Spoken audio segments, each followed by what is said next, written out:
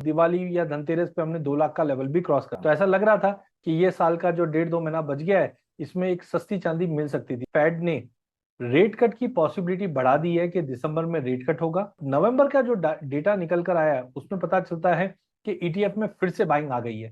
तो ये कुछ कारण की वजह से और वहां से प्राइसेस अब नए हाई की तरफ चल पड़ी है। कहां पर चांदी के दाम अभी इस साल के अंत तक आप जाते हुए देख रहे हैं? चांदी चंचल भी है क्योंकि वॉल्टिलिटी बहुत एक्सट्रीम है। आज एक एक दिन में हम 5-5 6-6 हजार रुपए की तेजी मंदी देख रहे हैं। हमें लगता है 193 से 195 तक का, मतलब क्लोजर टू 2 लाख। हाँ, उम्मीद जरूर है कि 2 लाख भी तोड़ना चाहिए। तो एक आधे कारण बनते थे, बट इस बार अगर हम देखते हैं तो मल्टीपल कारण बन गए। डॉलर इंडेक्स में गिरावट है, एक तरफ इंडस्ट्रियल डिमांड बढ़ी, एक तरफ ईटीएफ की डिमांड बढ़ी, एक तरफ सेंट्रल बैंक की बाइंग बढ़ी। लेकिन सप्लाई का क्या हुआ? सप्लाई में कोई बढ़ोतरी नहीं हुई। लेकिन अब तो ऐसा कुछ दिखाई नहीं दे रहा है और ना ही कुछ ऐसा कारण दिखाई देता कि अब चांदी का रेट कहीं कम होता हुआ दिखाई देगा। अभी भी मुझे लगता है कि थोड़ा ओवर वैल्यूड है। चांदी में मेरे को अगर 100% का रिटर्न मिला, क्या अगले साल मिलेगा? नहीं। जो ईवी और बाकी सब चीजों में इंडस्ट्रियल यूज बढ़ा है चांदी का, तो बहुत से लोग ये कह रहे हैं कि अब ये तो बढ़ता ही जाएगा ना। यूज केस बढ़ा है तभी तो चांदी $25 वाले चांदी आपको $50 दिख रही है ना। एज हाँ। ऑफ नाउ चांदी का अल्टरनेट नहीं दिख रहा था, लेकिन कॉपर को चांदी का रिप्लेसमेंट माना जाता है। करंट लेवल से इन्वेस्टमेंट के लिए थोड़ा सा रिस्क है। तो निश्चित तौर पर चांदी के विकल्प को तैयार करने की कोशिश तो बहुत की जा रही होगी। छोटी पूंजी लगाइए, क्योंकि ये लेवल पे बड़ी पूंजी लगाने का समय नहीं है।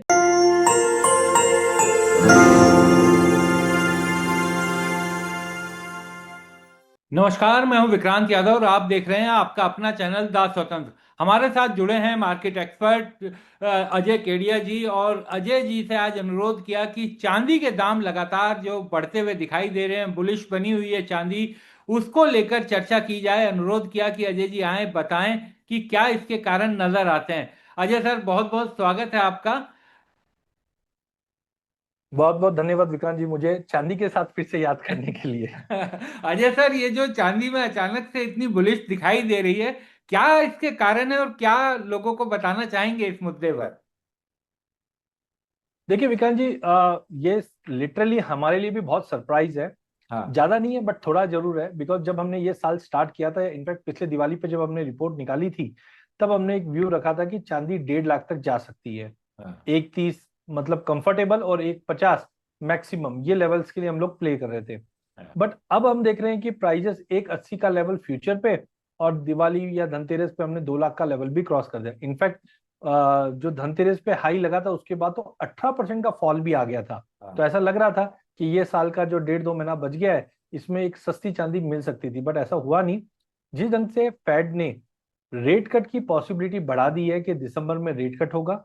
हाँ। दूसरा, हम बोल सकते हैं यूके में और चाइना में फिर से शॉर्टेज क्रिएट हो गई है। हाँ। ये भी प्राइसेस को सपोर्ट कर गया है। ईटीएफ के अंदर अक्टूबर मंथ में आउटफ्लो हुआ था। ईटीएफ मतलब जो लोग इन्वेस्टमेंट के पॉइंट से चांदी ले, देखिए चांदी लेने के दो तरीके हैं। एक कंजम्पशन, ज्वेलर से आप लीजिए और कंज्यूम कर लीजिए। कंज्यूम इन द सेंस बर्तन ले लीजिए, गिफ्टिंग ले लीजिए, कॉइन ले लीजिए, बार ले लीजिए। लेकिन इन्वेस्टमेंट के लिए जिसने लिया था, तो वहां पे हमने देखा अक्टूबर में आउटफ्लो आना स्टार्ट हो गया था। तो ऐसा लग रहा था कि जिन्होंने भी जनवरी फरवरी मार्च में चांदी में निवेश किया था, अक्टूबर में अब निकलना स्टार्ट कर दिया, अब तो मार्केट नीचे आ जाएगा। बट नवंबर का जो डेटा निकल कर आया है उसमें पता चलता है कि ईटीएफ में फिर से बाइंग आ गई है। तो ये कुछ कारण की वजह से हमने देखा प्राइजेस में करेक्शन भी आया था अक्टूबर नवंबर में, और वहां से प्राइजेस अब नए हाई की तरफ चल पड़ी है। सर, ये हमने देखा कि चांदी ने इस साल में तो बहुत ही ऐतिहासिक असाधारण प्रदर्शन किया है। पूरे साल की अगर हम बात करें तो लगभग लगभग दोगुनी कीमत इस एक साल में हो गई चांदी की। और जो एमसीएक्स सिल्वर है उसने भी काफी पिछले 10-15 दिनों में काफी उछाल देखा है। तो कहाँ पर चांदी के दाम अभी इस साल के अंत तक आप जाते हुए देख रहे हैं और क्या भविष्य दिखाई दे रहा है सिल्वर का? देखिए चांदी का दूसरा नाम है चंचल। हम्म। चांदी चंचल भी है क्योंकि वॉल्टिलिटी बहुत एक्सट्रीम है। आज एक एक दिन में हम 5-5 6-6 हजार रुपए की तेजी मंदी देख रहे हैं। तो पहला चीज, ईयर एंड तक भी बोलना बहुत डिफिकल्ट है, बिकॉज टेक्निकली अगर हम देखें तो जो शॉर्ट पीरियड में जंप आया तो ओवरबॉट दिखने लग गया। लेकिन जो 1,70,000 का लेवल ब्रीच हुआ है, हमें लगता है 193 से 195 तक का, मतलब क्लोजर टू 2 लाख। हाँ, उम्मीद जरूर है कि 2 लाख भी तोड़ना चाहिए, क्योंकि रुपए में भी हमने जो गिरावट देखी है हाँ। उसके चलते डेफिनेटली प्राइजेस उसके क्लोज जाएगी। बट कंजर्वेटिवली बात करूं मैं, तो 193 से 195 का लेवल दिखेगा। इंटरनेशनल में $60 तक का लेवल एक बार दिख सकता है, बट कॉशियस रहिए, बिकॉज आज साल भर में आज के पॉइंट तक 98% की तेजी हमने चांदी में देखी है। और आप इतिहास उठा के देखोगे तो एक आधे कारण होते थे कि समझो कोविड था तो कोविड में सोना चांदी बढ़ा, तो कारण क्या था? अरे कोविड है, शटडाउन है, लॉकडाउन है, इसलिए तेजी आ गई। 2008 में फाइनेंशियल क्राइसिस था, 2016 में रिसेशन फियर था, तो एक आधे कारण बनते थे। बट इस बार अगर हम देखते हैं तो मल्टीपल कारण बन गए। डॉलर इंडेक्स में गिरावट है, डी डॉलराइजेशन है, इसका मतलब है जितने भी बड़े सेंट्रल बैंक है ये डॉलर या बॉन्ड से दूर हो रहे, यूएस बॉन्ड से दूर हो रहे, उसकी जगह पे सोना और चांदी को एज ए रिजर्व रख रहे हैं। ईटीएफ, मतलब अब तक इंडियन आदमी तो कभी भी सोने चांदी को कंजम्पशन के लिए देखता था, घर में शादी है या गिफ्टिंग है, लेकिन निवेश के लिए कोई देख रहा नहीं था। बट 2022 से आप देखोगे तो ईटीएफ में अचानक से डिमांड स्टार्ट हो गई है। साथ में हम देख रहे हैं इंडस्ट्रियल यूज। 20 साल पहले चांदी को इंडस्ट्री में कोई जानता ही नहीं थे, हम लोग को ये मालूम मिठाई जो आती है उस पर चांदी की वर्क लगकर आती है। बट आज हम देखेंगे तो मिठाई का कंजम्पशन भी बढ़ गया है, प्लस चांदी ईवीज में, सोलार में, 5G टेक्नोलॉजी, इन सब में, डेटा सेंटर में, सब में चांदी का उपयोग हो रहा है। तो एक तरफ इंडस्ट्रियल डिमांड बढ़ी, एक तरफ ईटीएफ की डिमांड बढ़ी, एक तरफ सेंट्रल बैंक की बाइंग बढ़ी, लेकिन सप्लाई का क्या हुआ? सप्लाई में कोई बढ़ोतरी नहीं हुई। पिछले 4 साल में हमने देखा जो सिल्वर से आउटपुट, सिल्वर माइन, सिल्वर की माइन नहीं होती है, सिल्वर जिंक का बाय प्रोडक्ट है। तो जब सिल्वर के हमने बाय प्रोडक्ट से देखा सप्लाई नहीं बढ़ रही है तो एक तरह का डेफिसिट क्रिएट हुआ। तो सप्लाई नहीं आना और नई डिमांड निकलना, ये एक बड़ा कारण बन गया। और साथ में टेक्निकली भी अगर हम देखें तो $50 1980 में, 2011 में टच किया था, और जैसे ये $50 के ऊपर गया तो $50 से $58, $8 का मूवमेंट तो मात्र विकास जी मुश्किल से 15-20 दिन में हमने आते हुए देखा है। तो ये सब कारणवश हमने देखा है कि चांदी में इतना बड़ा उछाल आया। सर, दिवाली और उसके आसपास जब हम बाजारों में घूम रहे थे तो बड़ा प्रीमियम देखने को मिल रहा था, और बाजार में जो फिजिकल चांदी है वो 180 190 तक पहुंच गया था। लेकिन उस समय ज्वेलर्स ये कह रहे थे कि ये टेम्परेरी फेज है और बाद में इसका रेट थोड़ा कंट्रोल होगा। लेकिन अब तो ऐसा कुछ दिखाई नहीं दे रहा है, और ना ही कुछ ऐसा कारण दिखाई देता कि अब चांदी का रेट कहीं कम होता हुआ दिखाई देगा। जो लोग कहते थे कि चांदी एक बार दिवाली निकल जाए, त्योहार निकल जाए, उसके बाद चांदी अपने असली रेट पर आएगी, तो अब तो यही असली रेट बन गया है चांदी का।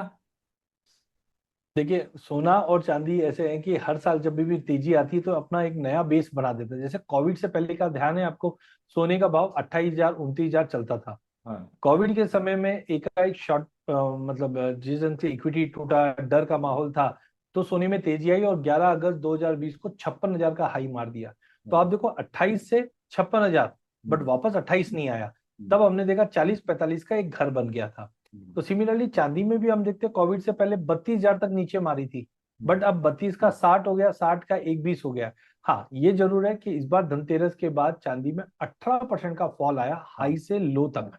बट अभी भी मुझे लगता है कि थोड़ा ओवर वैल्यूड है, क्योंकि एक साल में कोई भी कमोडिटी डबल होती है तो कहीं ना कहीं इन्वेस्टर थोड़े से दूर हो जाते हैं। बिकॉज आप समझिए कि आपने आज चांदी में, निवेशक की बात कर रहा हूँ, कंज्यूमर की बात नहीं कर रहा हूं मैं, क्योंकि कंज्यूमर में जैसे मेरे शादी के समय 2008 में सोना लेट से 12,000 था, तो वो टाइम पे मुझे बहुत महंगा लग रहा था।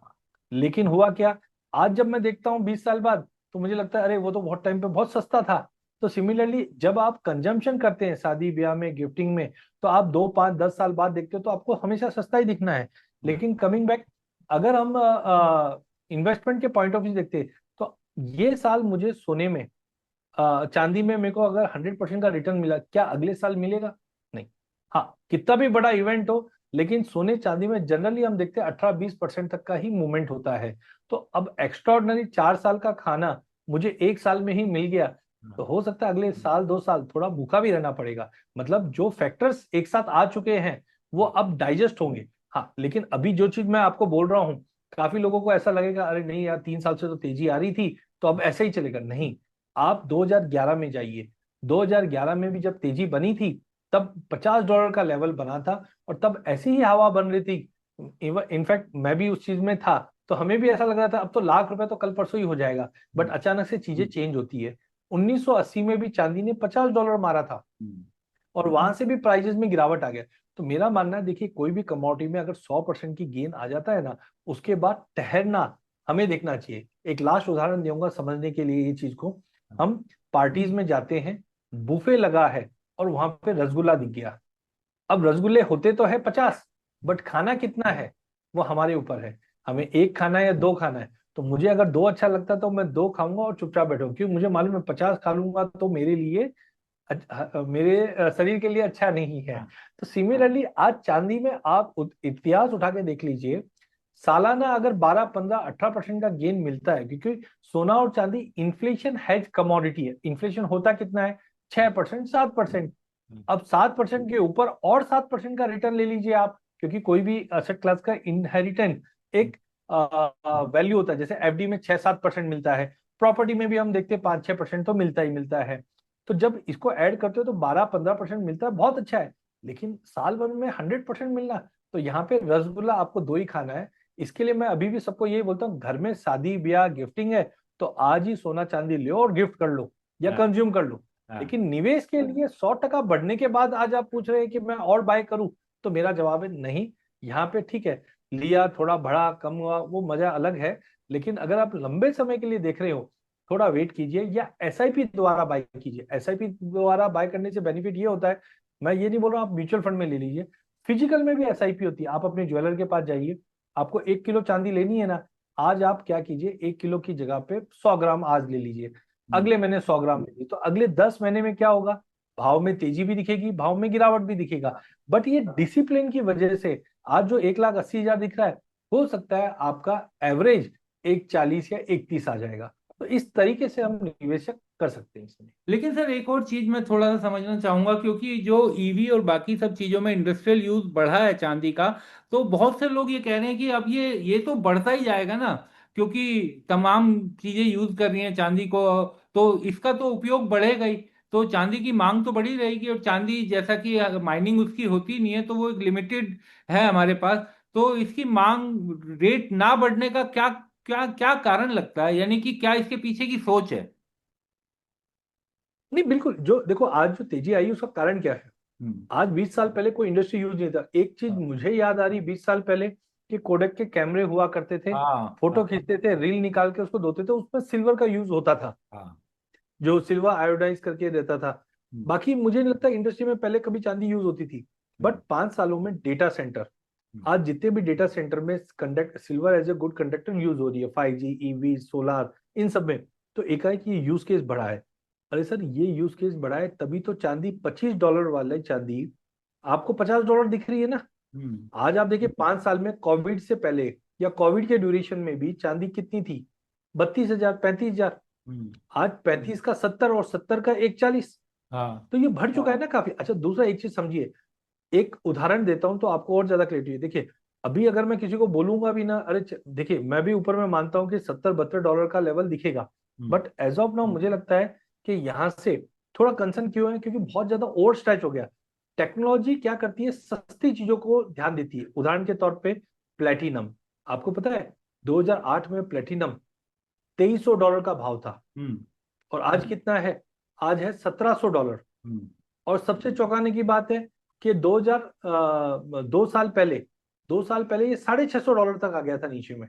हाँ, सिमिलरली निकल, निकल में जब रशिया पे सैंक्शंस लगा था तो निकल में भी एक बड़ा जंप आया था, और आज वापस नीचे आ गया।